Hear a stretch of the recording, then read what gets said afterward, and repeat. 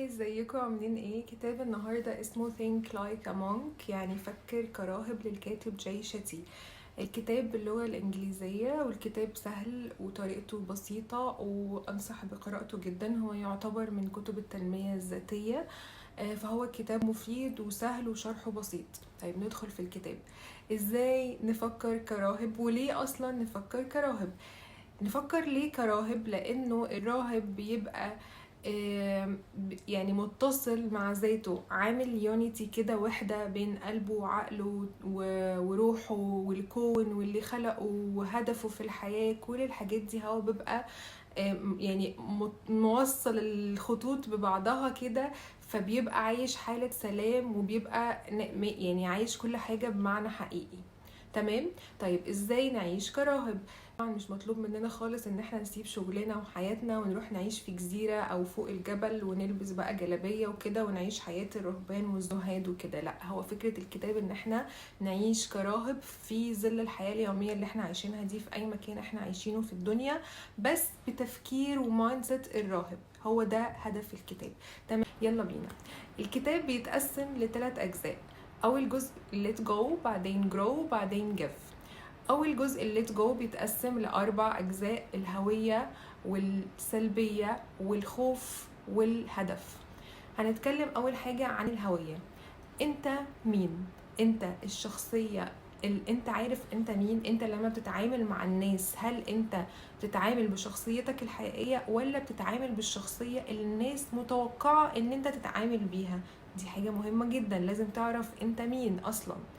يعني انت الشخص اللي انت عايشه ده هو انت الحقيقي، ولا انت مع المؤثرات الخارجية بتاعت العيلة والمدرسة والسوشيال ميديا وكل التوقعات الخارجية منك؟ عشان توصل لذاتك الحقيقية محتاج ان انت تفلتر كل الحاجات دي، تفلتر الآراء الخارجية والتوقعات والالتزامات، عشان تعرف بالظبط انت مين وجاي هنا تعمل ايه. اوكي. تاني حاجة قيمنا. ايه هي قيمنا في الحياة؟ وهل قيمنا دي نابعة من جوانا احنا برضو، ولا جاية من المؤثرات الخارجية ومن البيئة ومن العيلة ومن الناس بتقول لنا ايه هو المهم وايه هو اللي مش مهم؟ لازم نراجع نفسنا ونقعد كده نحفر جوانا ونشوف ايه هي القيم الأساسية بتاعتنا، وهل احنا عايشين قيمنا الأساسية دي ولا احنا بس بنقول كده وخلاص. يعني انا لو بقول ان انا قيمي الأساسية هي مثلا الأهل وعلاقتي بربنا والصحة، فهل انا في وقت فراغي بعمل ال3 حاجات دول؟ هل انا بصرف فلوسي في خدمة ال3 قيم دول؟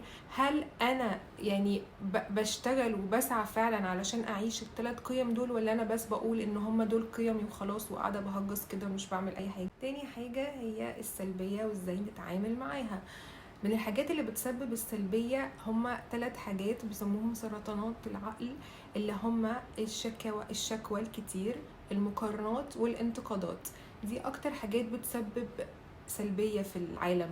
فدلوقتي ازاي نتعامل مع الاحداث السلبية والناس السلبية، واحنا لما نكون سلبيين نعمل ايه؟ طيب اول حاجة، السلبية معدية جدا، زيها زي السعادة. يعني انت لو قعدت مع جروب سلبي، في نميمة، في انتقاد، في شكوى، هتلاقي نفسك بعد شوية بقيت حد زيهم وماشي توزع سلبية على الناس. فاول حاجة ركز في الكوميونتي بتاعتك. تاني حاجة ركز مع نفسك انت. هل انت في افعالك، في كلامك، في تصرفاتك بتصدر عنك تصرفات سلبية، ولا انت بس ماشي تحكم على الناس وتقول ده سلبي وده بيعمل وده بيسوي وانت مش مركز مع نفسك؟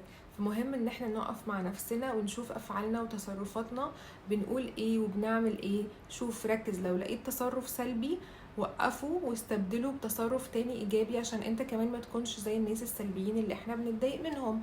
فانت ما تحكمش على حد عشان هو مرضه مختلف، لانه احنا كلنا مش مثاليين، وحتى انت ما تتوقعش من نفسك ان انت تكون مثالي. احنا كل اللي احنا بنسعى له ان احنا نبقى ناس افضل، ليس الا. اوكي. بعد كده ازاي نتعامل اصلا مع السلبية؟ في قانون اسمه 25/75. يعني لو انت في حياتك واحد سلبي، حط قصاده 3 ايجابيين وفرفوشين وحلوين كده بيدوك طاقة ايجابية وسعادة. كده نيجي للخوف. ازاي نتعامل مع الخوف؟ الخوف ده شعور او ساين بيجيلنا كده علشان ننتبه لحاجة معينة، جسمنا بيقول لنا خد بالك، اسمعني بليز، اديني شوية اهتمام. فاحنا مفروض ان احنا نركز مع الخوف ده ونشوف هو جاي يقول لنا ايه. ما يحصل لناش بقى بانيك وتوتر، ولا ان احنا نروح نهرب من الخوف ده وننكره وانه ما فيش حاجة، ولا انه نتعامل ندفنه ونقول ما فيش اي خوف ولا اي حاجة احنا تمام. لا، المفروض ان احنا نركز مع الخوف ده، نشوف هو خوف بجد حقيقي ولا خوف بيتلكك.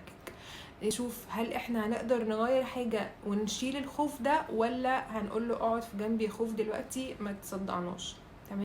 الخوف ده هو مفيد نقدر نعمل فيه حاجة ونحله، ولا هو جاي بس يعمل لنا بانيك كده وصداع وخلاص؟ طيب لو هو خوف مفيد، زي مثلا جاي يقولك انت عمال تفكر كده، انا خايف اخسر شغلي، انا خايف يمشوني من الشغل، انا. طيب راجع نفسك، هل انت مقصر في شغلك؟ لو انت مقصر في شغلك يبقى الخوف ده مفيد وجميل وجاي ينبهك، ولازم تاخد بالك يعني تظبط شغلك كده وتظبط الدنيا علشان خاطر ما تخسرش شغلك بجد. طيب لو الخوف ده جاي يقولك انا خايف اخسر شغلي، انا مش عارفه ايه، بس انت حد ملتزم وشاطر وما قصرتش وكله تمام، يبقى الخوف ده بيستهبل، ملناش دعوه بيه. هنقول له اقعد كده يا خوف، ما ماشي يا حبيبي تمام، احنا سمعناك وكل حاجه، بس انا بعمل اللي عليا، شكرا. تمام. في مثلا جاي يقولك الخوف انه انا خايف اهلي يموتوا، انا خايف مش عارفه حد بحبه يموت. طيب انا هقدر اعمل ايه؟ هل دي حاجه انا اقدر اسيطر عليه؟ اللي انا اقدر اسيطر عليه ان انا اقضي وقت اكتر مع الناس اللي بحبهم دول، واللي انا خايف ان هم يموتوا ويسيبوني. فانا ده اللي اقدر اعمله، ان انا اقضي معاهم وقت اكتر. بس كده انا حليت الخوف، واقول للخوف خلاص كده اطمن، الحاجه الخارجيه بقى دي مش بتاعتي، فخلاص انا كده عملت اللي عليا. كمان من مسببات الخوف اصلا الاتاتشمنت، ان احنا بنبقى رابطين قوي وخايف وماسكين في الحاجات كده، وخايفين ان هي تسيبنا وتمشي. كل حاجه، حتى الحاجات الماديه، البيت والعربيه والموبايل وكل حاجه كده متمسكين بيها قوي وخايفين عليها، فده اللي بيسبب لنا الخوف من فقدها. نفسك انت مأجر عربيه فارهه، عربيه احلامك، وراكبها على طريق سريع في بلد احلامك، تمام. انت هتقعد طول ما انت قاعد في العربيه هتقعد تفكر نفسك ان العربيه ده انا مأجرها وخلاص اسبوع وهسيبها، انا مأجرها واسبوع، هتقعد تنكد على نفسك طول الاسبوع؟ لا طبعا، هتستمتع وهتبقى مبسوط ومهايبر ان انت راكب عربيه احلامك في مكان احلامك. بالظبط اعمل كده مع كل حاجه في يومنا، اتعامل معاها على ان هي حاجه كده ربنا مديها لنا سلفه، او هي مؤقته، بس هي احنا موجوده علشان نستمتع بيها ونحس بالامتنان بوجودها وبس، ما نخافش بقى ونفضل نشغل نفسنا بان الحاجه دي هتروح. تمام. بعد كده نيجي لاخر حاجه، واللي هي الهدف. ايه هو هدفك في الحياه وليه؟ يعني انت شوف كده، انت عايز توصل لايه؟ تبقى غني مثلا؟ ليه عايزه ابقى غني؟ عشان احس بالامان. طيب هو انا ليه مش حاسس بالامان؟ اقعد كده فصص الهدف بتاعك. طيب بعد ما تفصص الهدف بتاعك، هل انت بتسعى نحو الهدف بتاعك، ولا بس عندك هدف كده وقاعد بتسعى في حتة تانية خالص؟ طيب لو انت عايز تبقى غني ومشهور وناجح، طيب ركز بقى ان انت توصل للحاجات دي، ما تقعدش بس تقول انا بتمنى ان انا ابقى غني ومشهور وناجح، لا، اعمل لها بقى ستيبس حقيقية ان انت توصل لهدفك ده. في حاجة تانية كمان بخصوص الهدف ده، ان احنا العالم اصلا مزيف لنا الاهداف. يعني هو العالم مدلنا الصورة كده عن الهدف لكل الناس، ان هو النجاح والغنى والشهرة، ان هو ده الاكستريم سعادة. بس دي مش حقيقة، ده وهم. لانه يعني مش القصور ولا الفلوس ولا الحاجات دي هي اللي بتسبب السعادة الدايمة. يعني انت اوكي الحاجات دي بتسبب متعة، بس متعة لحظية، لما بتوصل لها بتبقى عايز توصل لحاجة تانية اكتر، مش هي دي اللي بتعمل يعني رضا كده وساتسفاكشن داخلي، مش بتملاك من جوه. الحاجات دي بتخليك كده مبسوط وحاسس بمتعة، بس مش هي دي اللي بتملانا من جوه وبتحسسنا بالسعادة.